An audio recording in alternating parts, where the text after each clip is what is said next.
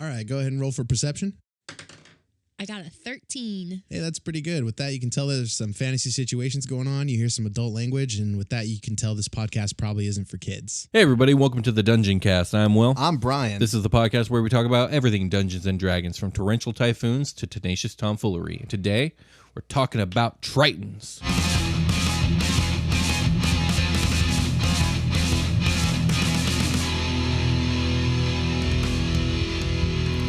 The Dungeoncast. Today we're talking about Tritons. It's the final race in Volo's Guide that we're talking about. Wow, we're finally getting through Volo's Guide here. Indeed we are. I have one question for you, Will. Yes. What the hell is a Triton? Okay, so Tritons are they're fish people, if you will. Oh, okay. They're like an aquatic humanoid. I don't want to say fish people. That's not quite accurate, because like fish people would be more like the Sawajin or the Kuatoa. Okay. Yeah, things you might not be familiar with, but Definitely not. They'll get their own episodes one day. But they are aquatic humanoids. They're like blue skin humanoids with greenish hair. They stand roughly 5 feet tall. They have webbed feet and hands, fins on their calves and back. They used to have tails like merfolk before 5th edition, but now they have legs. Yeah, it's really hard to make clothes for people with tails. Indeed. Can you give me like what is different about this than like a water genasi? Because I just pictured a water genasi. So, okay, that's a good question. Water genasi and Tritons actually hail from the same plane of existence. They both live. They're both from the elemental plane of water. Water genasi are related to genie specifically. Okay. I think water genasi are more inherently tied to the element of water, Sure, rather than a watery habitat. Okay, I kind of get what you mean. Both races do have some inherent water magic control and water magic. Yeah, but the genasi sounds inherently more magical based. Like, I would say so. we're There's talking about definitely water as a like a lot of source of magic. crossover, Yeah. but they are completely different people with completely different cultures and completely different origins.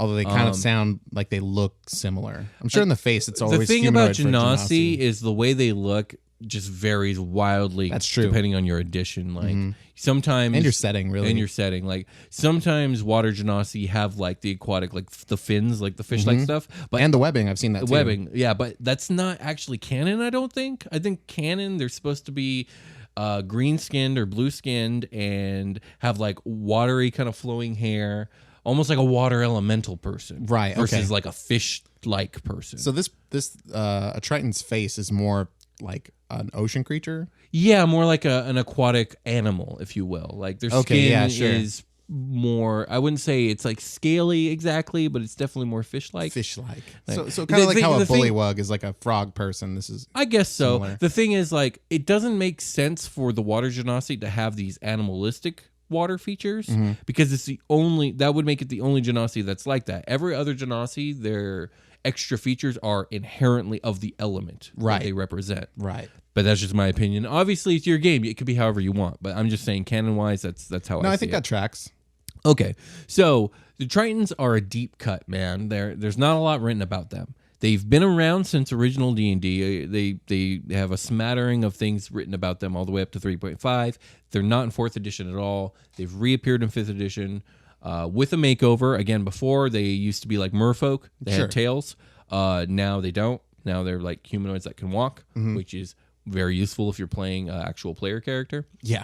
So let's Need to walk. yeah, no pun intended, but I had to do a deep dive to get the information on these guys. So, here we go. Here we go. They are originally from the elemental plane of water. It is said that they were driven to the prime by a sense of duty. Essentially, in their homeland of the elemental plane of water, their armies had driven back all like the evil creatures of the deep, like the krakens and the sawajin. That's and, like, fucking dope. yeah, it's What? really cool. Yeah, That the is sea extra drakes cool. and the leviathans and all that. They drove them into a section of the elemental plane of water called the darkest depths. Okay, nice. After some time of peace goes by, there's no what's the word I'm looking for? A conflict? Not conflict. Like things happening. There's no action. There's it's gotten dull. No, it's not gotten dull. Like there's no Purpose? No, like there's no the things in the deep. There's no stirrings from them. Oh. It's all quiet. Like, and they get curious. Where have like, these things gone? It's too quiet. It's too quiet. Han Solo's like, I've got a bad feeling about this. Indeed. So they end up sending out expeditionary force to see what the hell happened. They discover that all these monstrosities have left the elemental plane of water and into the prime. Oh, They've shit. been fought back so well that they're like, well, fuck this place. We can't live here anymore. Yeah, indeed. It's time for us to fuse and become a giant ocean creature and wreck the material world. Indeed. Nice. So the Tritons, feeling as if this is their fault in a way, like they should have done a better job, and it is, they send out a massive expeditionary force into the prime. Woo. Where that's what they're dedicated to now. Now enough time's gone by that the Tritons in the prime live there and have cities there, and they are the self-proclaimed stewards and protectors of the sea. They stay vigilant against all these evil things in the ocean. They're just like, they're so pro, they're just going to go do it in another plane. Indeed. They're just going to do the same thing they've been doing. So theoretically, there's Tritons on both planes. Okay. So they're a very organized and lawful people with both cities and standing armies. They actively are defending the surface against things like krakens and sea leviathans and whatnot. It's like this unknown war going on beneath the sea. So the plot of Aquaman. I guess so, yeah. This is a DC comic. It very much is, yeah. Like no one gives a shit about Aquaman because they have no idea what the fuck is going on down there. Like despite all this conflict, they are a relatively unknown presence, and this is due to their incredibly remote locations. They tend to make their cities like on the edges of like Mariana Trench type places. Okay, because that's where the things are coming at us, so we need to be right here at the forefront. Why would we want to go like fight it after like traveling? Let's just fuck. We'll be right here. Yeah, we'll just wait for it right here. Yeah, indeed. So they're generally a noble and good-spirited people. I get a real paladin kind of feel from them. Well, yeah, they've got like a mission here. They got a right? mission. They got a sense of honor, a sense of duty, and they live up to it, and they don't waver from it. Yeah, they're trying to fucking fight back the Kraken. Yeah. I'm assuming they can't like. It's hard to kill. They can just if they overwhelm swim it away in numbers. very fast. I imagine so. Yeah, it just gets away. It's like fuck, we can't swim that fast. Yeah. So even though they're good-natured and good-spirited and generally lawful good people, they have this strong, arrogant streak that makes them come across as real jerks to outsiders. And a big part of this is due to their isolation and their subsequent not understanding of the outside world. So the Tritons are not only do they see themselves as protectors of the world, they protect the world from terrible evils. Okay. And they have a long history of war and victory over great monsters that threaten everything. Nice. And it's the warrior race of the deep. Right. And it's absurd of them to think that like the surface dwellers know nothing of this. They just automatically assume that like this is a known thing. So when they come onto the surface land, they expect to be greeted as heroes, as allies, as even mentors, as people above the land dwellers, if you will. And when they're not, like they're really insulted by it. Yeah, and it's probably that way every time because they're probably always treated like Aquaman. Yeah, pretty much. And so, but it also doesn't help that they talk down to the land dwellers because they feel like they're better than the land dwellers and that the land dwellers owe them something. Right. And like that's like the Aquaman rebrand. Right. Well, one could argue that the land dwellers do kind of owe them, but like at the same time, like you can't expect them to know any of this stuff. You don't talk to anybody. You stay under the ocean. You can't expect people to know. Yeah, anything. and then you go up to like average guy Johnny, and he's like, I can't even fucking swim. Yeah, like, who are you? Yeah. What's a kraken? Like what? Kill the fishman. Yeah, indeed. Scary. And on top of it, I mean, the ignorance is a two-way street. They know nothing of the political, outside world of the changing kingdoms and Well, you've said a lot of things on the podcast, I have. but I really like ignorance is a two-way street. That's a very good one. Is it? That's a very good thing. It is. It is. Yeah. Yeah, I said it. So it's a two-way street, and it's just hypocritical of them, really. Yeah. Honestly, it doesn't come from a bad place, but it comes across in a bad way. I mean, does it? I think it does come from a bad place. I mean, I think they're a good and noble people, and they do a lot of good for the world. Yeah. And they're kind of jerks about They're it, but just dicks they're not. about it. That's but not they're cool. not. But they're not like. But they did do subjugating people. They're not True. like attacking or being violent. They're just snooty about it. Yeah. I mean, That's annoying. It's annoying without a doubt, and I think they're supposed to come across as annoying. I am loving the role play here. Yeah, indeed. They're lawful good, but they're kind of like that. They're arrogant. You see jokes on the internet of lawful asshole, like the lawful That's asshole. this. That's this Yeah. exactly. But yeah, Let's take a short rest. Let's do it.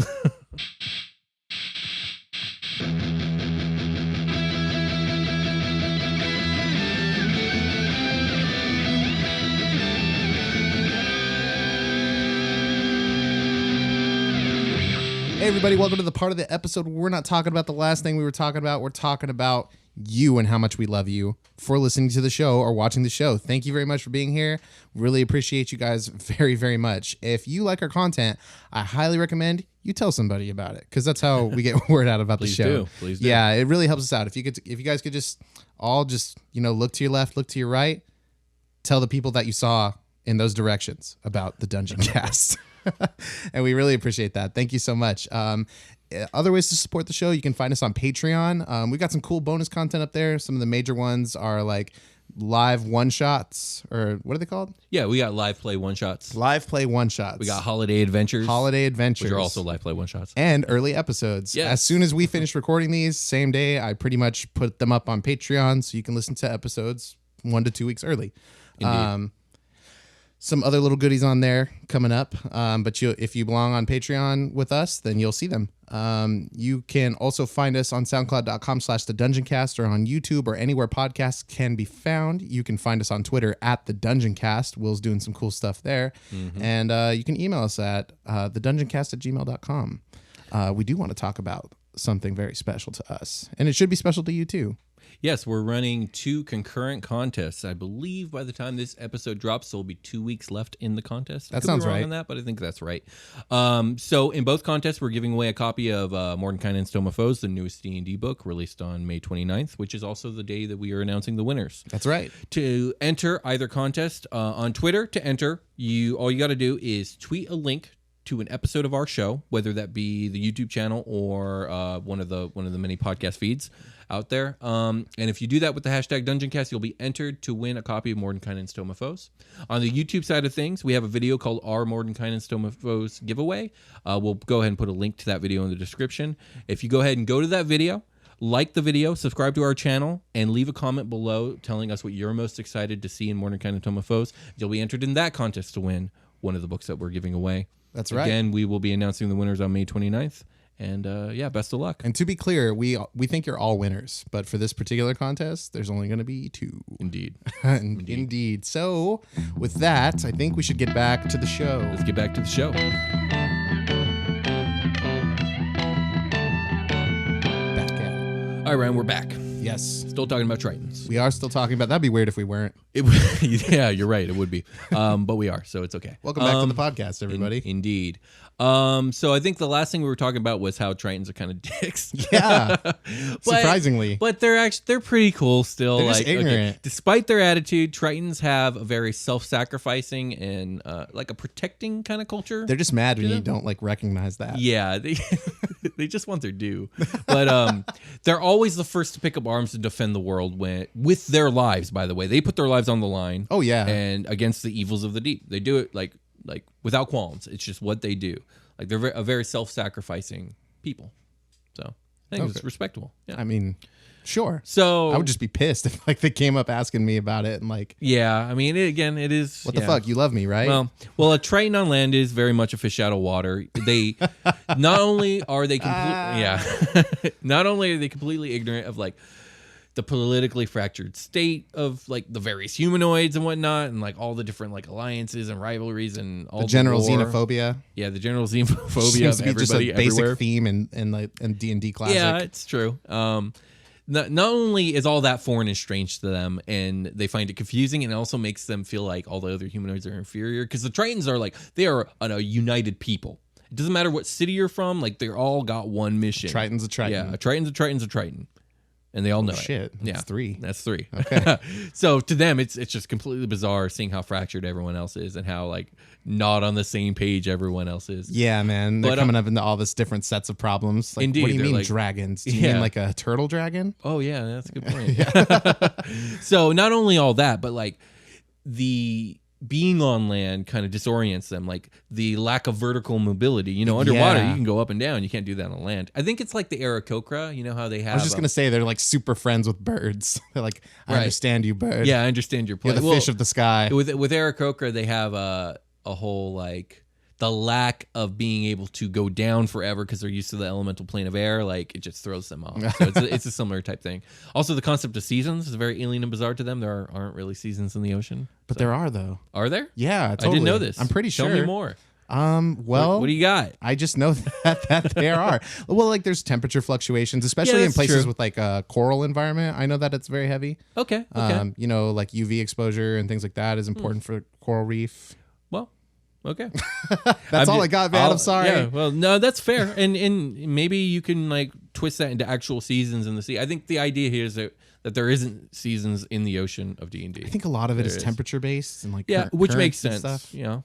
So maybe there are. Maybe D&D but just I would doesn't imagine have that their science knowledge up to par. I would imagine that they have like when they go to the surface and they see what seasons are like on the surface in the air, like that's radically different, most likely. So yeah, exactly. Just the fact that there's not a lot of water. Yeah, it's very alien and bizarre to them. You have to drink it? What? Yeah. Like actively go get it out of a well? No, it's not just all around you all the time.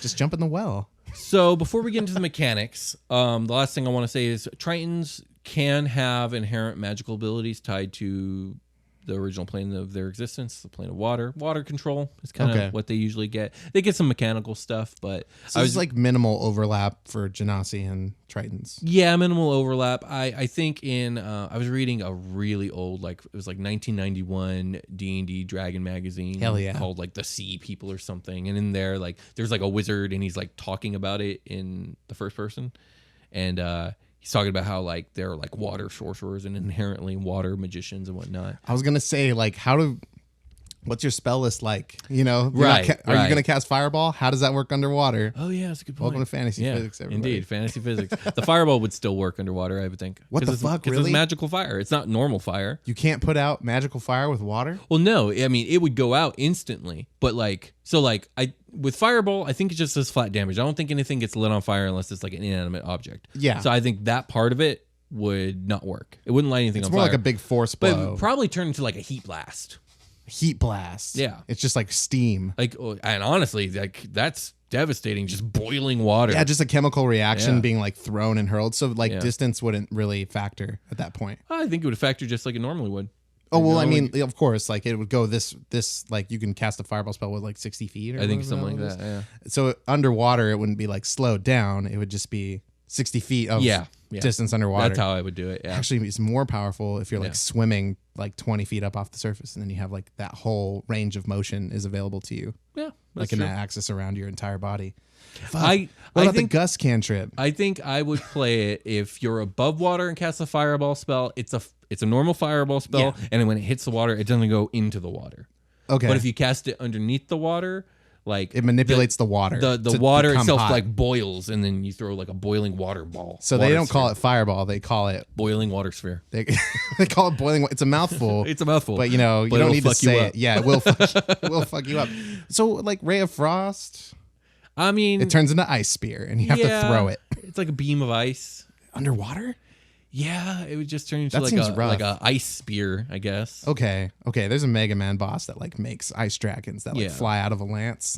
Okay. You know, I'm I haven't really like had to deal with this issue, and I've never really thought about this issue. But you bring up a good point. Like a lot of these elemental spells would probably react differently if you're completely submerged in water. Wow, like tackling that would change everything. Like you have to look at every single spell. But also it comes down to flavor, because okay, is Ray of Frost like a beam of ice, or is it like a ray that when it touches you, you freeze? You know what I mean? Like, hey, that's a good point. Exactly. Like a beholder So, ray or yeah. whatever. It When like, you- doesn't actually make anything happen until it hits you. yeah, when you cast fireball, is the fireball in your hand and you hurl it, or do you like cast something and a fireball like appears where you cast it and it explodes? Like that's all I a always flavor picture. thing. I always picture a fireball spell like erupting out of someone's like finger or whatever, or like Yeah. their wand. I always picture fireball as like someone putting their hand out like this and a fireball, like an orb appearing above, and then they hurl it and then it like explodes. I always picture my fireball in a tuxedo t-shirt, and it says, "I want to be formal, but I'm here to party." Anyways, it's up to flavor. It's up to flavor, as you can plainly see. Yeah. Okay, let's get into Triton mechanics. Yes. So, okay, I found this interesting. They're the first race that I think we've talked about that gets more than a +1 to just 2 things. They get a +1 to 3 things. Whoa. Yeah, they okay. get a +1 to strength, constitution, and charisma. Nice. Already, I'm like, ooh, that would make a really good paladin. Yes. So They already sound like paladins. So Tritons reach maturity at age 15. They can live up to about 200 years old. So about twice the lifespan of humans. We talked about this. Tritons tend towards like an alignment of lawful good. I think I said this earlier, but Tritons are a little bit smaller than humans. They average about 5 feet tall. Okay. Yeah. Their speed, their base walking speed is about 30 feet. They also get a swimming speed of 30 feet, which makes sense totally. They can breathe both air and water. Their inherent magical abilities is a racial feature called control air and water. A child of the sea, you can call on the magic of elemental air and water. You can cast fog cloud with this trait starting at 3rd level. Nice. Starting at 3rd level, you can cast gust of wind with it. And starting at 5th level, you can also cast wall of water. That's cool. And I think wall of water is a spell that was made for this race. There is literally a spell block in this like racial thing. Okay. In Volo's guide. Wow. Excuse me. That's interesting. I didn't read the mechanics on it, but I imagine it's like wall of fire, except for it's just water. Oh, okay. Your charisma is the base stat for this. So that'd be...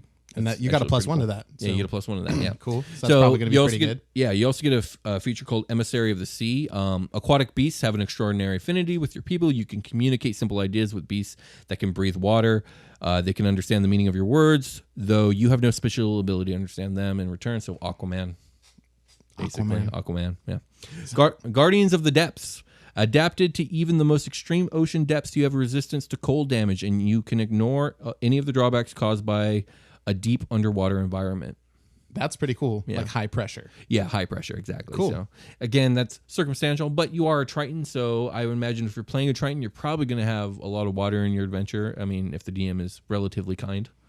I mean, To a certain extent, you got to give the Triton a little bit of time to shine. probably at some point you should. Maybe like a big ass lake. I don't know. Is there like a freshwater to saltwater thing going on? I guess these here? guys are a lot like the Zora people in Hyrule. That's what I immediately didn't even thought think of, about but that, I yeah. didn't want to like keep bringing up Zelda because I do that a lot. Well, I haven't done it in a long ass No, time. Last no. episode I did. Yeah, you should have done it, man. I should have. What were You you did it thinking? though. So it's I the Zora did, people right now. Zora people. Yeah. See, I always wondered about that too because there seemed to be freshwater Zora and then there seems to be saltwater Zora. Is there? There's a difference? I don't know if there's like. I mean, canonically, it doesn't seem like there's a Oh difference. yeah, I didn't think so. But because the settings are like secular, so in like Oh, you're talking about Majora's Mask versus Ocarina of Time? yeah, because in Majora's Mask they're a saltwater people, and in Ocarina they're freshwater people. They live in Right. like a lake. Yeah. And in Breath of the Wild they seem to be a freshwater people again. I don't know. I don't think there's a distinction. I think but then water is saw water to them. I think there's a Zora out there. Yeah, I don't think so because in Breath of the Wild there's a Zora out in the ocean. There you That's go. like rando, but he's out Yeah. there. I would imagine with Tritons there probably isn't much of a distinction either. Although because of their mission, they're in the ocean doing ocean stuff. Yeah, if you're an ocean Triton, then you're probably just like a little more bitter, a little more like. I'm trying to make they love what they do. I'm trying to make a joke about being salty. Oh, God. Okay. Well, for go languages, well. you can speak, read, and write Common and also Primordial.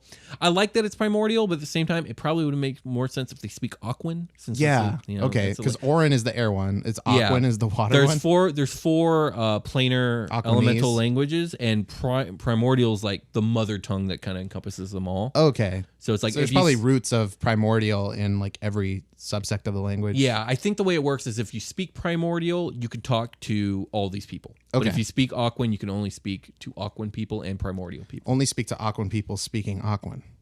Yeah, or you could speak to someone speaking Primordial. In I Aquan. think Yeah. that's how. Yeah, I mean, Aquan. it should probably be like Yeah. it should probably be both ways. Yeah, It's up to you. yeah. And I'm sure the Okay. rules are defined somewhere, but I don't know what they are. I wonder what Aquan sounds like. Does it sound like somebody? Yeah, like just some like. Just, Or maybe it's like whale talk. it's just whale noises. Yeah. It just sounds like bubbles. Or yeah, maybe it just sounds like bubbles and like sloshing water. Yeah, and, like or when a you pour a rushing bucket stream. of water into Yeah, a that's pond. gotta be really weird to like enunciate like Like sorry, like what? nothing. Let's end the show. All right, guys, call it we're a gonna call it a game. We're gonna talk to you guys later. Bye.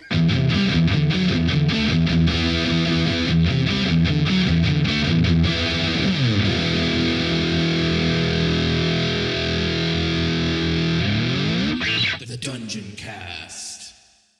Got it in one. Very strong opening. Yeah, it was. I thought so.